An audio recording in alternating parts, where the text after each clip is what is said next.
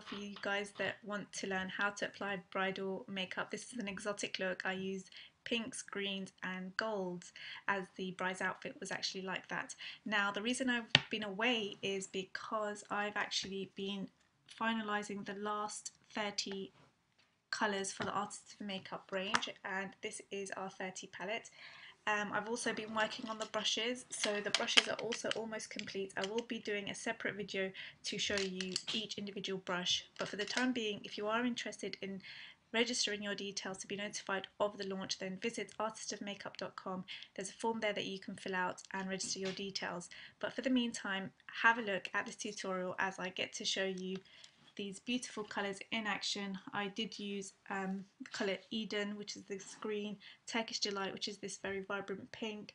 I used Halo, which is like a light gold colour, Blackout, and I get to show you the brushes as well. So stay tuned and watch this tutorial if you want to see how I did the look.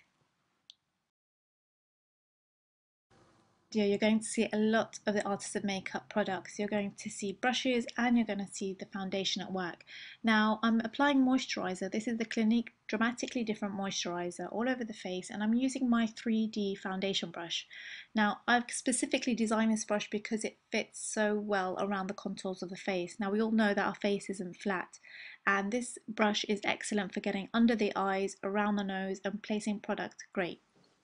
I'm now using the Artist of Makeup HD foundation, which acts as a great concealer as well, and using the small buff brush to apply it and just really working underneath the eyes. Now I go back to using the 3D foundation brush because, like I said, it's excellent for using under the eye area and it just helps to blend in the concealer really well. As with all eye makeup, it's best to use a primer. I'm using the Candy Eyed Eyeshadow Helper.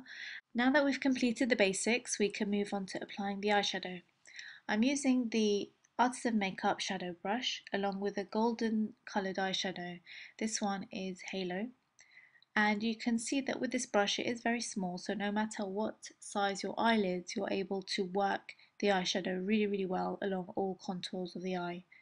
Now I'm working the Halo eyeshadow on the inner corner, stopping about halfway. You take the colour Eden, this is a green eyeshadow from Artist of Makeup, and I'm using the shadow brush from the outside corners working inwards. Just make sure to blend when the two colours meet in the middle. A good tip to remember is while you're applying one colour on one eye, repeat the step on the other eye. This will help to avoid any inconsistencies and allow your makeup to look very symmetrical. As you can see, I'm using this very vibrant colour, Turkish Delight. My bride's outfit consists of gold, green and pink, and I think this is absolutely beautiful to apply the pink on the crease line. I'm using the smoke lid brush and using the product just around the crease line and slowly buffering out. The great thing about the smoke lid brush is that it's very precise and quite tapered, and so it allows me to move the product around in a very precise way. I'm now using my Extreme Art liner brush. I've always found it extremely difficult to find a very good eyeliner brush. Now this one is perfect. I've designed it so that it's very precise and slim, and as you can see the gel liner is being applied really close to the lash line, and it's very easy to blend and get that precise deep look. I now move on to using the smudge brush, and what I do is apply some of the liquid gel liner. This is the Artist of Makeup gel liner in Extreme Black, and what I'm working along the crease line is basically to create that cut crease effect, but in a very intense way. So I start off by using the gel liner with the Extreme Art liner brush and then using the smudge brush to smudge out the gel liner. And as you can see, the smudge brush does an excellent job with smudging out this gel liner and creating the intensity that is required for this look. In order to keep the intensity of the black and the cut crease effect, move on to using Blackout eyeshadow and using this angled brush, which has been designed for eyebrows, but it's very good at applying quite deep pigment eyeshadows along the lash line and sort of creating that intensity around the corners and the crease lines. So depending on how smoky you want your eyes to look, just apply the blackout eyeshadow and just start buffing it out. Obviously, the more black you use, the more intense your smoky effect will look. I now move on to highlighting under the brow area, and I'm using Moonbeam eyeshadow just underneath the brows. This is an excellent highlighter if you don't want any shimmer, and I'm just using the shadow brush to just gently buff in the Moonbeam colour right under the eyebrows, creating a really beautiful highlighted effect and really making the eyes pop. I want to create a little bit more intensity, so I've applied a little bit of the Turkish Delight on the hand, and then just taking the brush, which is the smoke lid, and just placing it just around the crease line, just to kind of marry up all the eyeshadow colours together.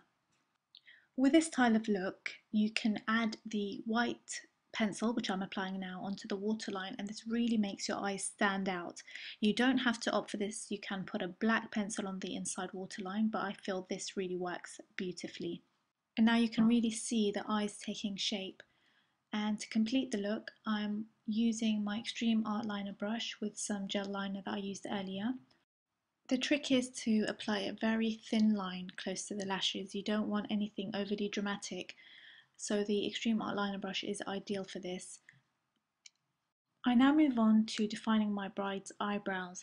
Now, as always, I always stress, don't overdo the eyebrows. Don't make them look too dark, don't make them look too thick. Just follow the natural curves of the eyebrows and just filling in any sparse areas and allowing the brows just to look a little bit more structured and give more definition to the eyes. To get a flawless look, I love using my 3D foundation brush to use with any cream foundation. I'm using the Artisan Makeup HD foundation right under the eyes and really working it throughout the face. The great thing with a 3D foundation brush is that it's 3D. It works around the contours of the face, around the nose, around the jawline, and it doesn't leave any of those streaky lines. So it's really great at buffing in the foundation, but at the same time applying it in a full coverage type of way. The 3D foundation brush, along with the cream foundation, helps to just give you that very flawless appearance to the skin. I particularly love using my 3D foundation brush right under the eye area.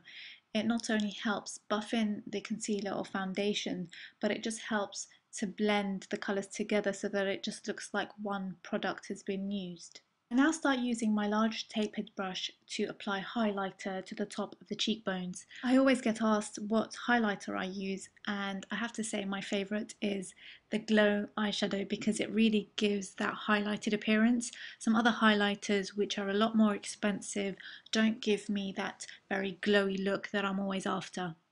Now that I've highlighted the top of the cheekbones, I go on to give some definition to the cheekbones by adding a contour. I'm using the angled contour brush for this, as well as the nutmeg eyeshadow, which acts as a brilliant contour powder.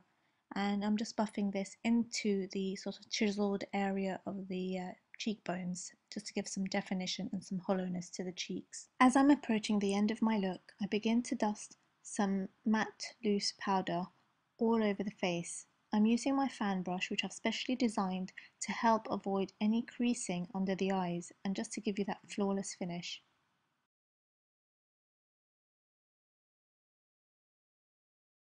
I hope you guys enjoyed this look and got to see a sort of more vibrant side to bridal makeup, and it just goes to show that you can use vibrant colours and use vibrant colour on your lip as well as your eyes without looking like a drag queen.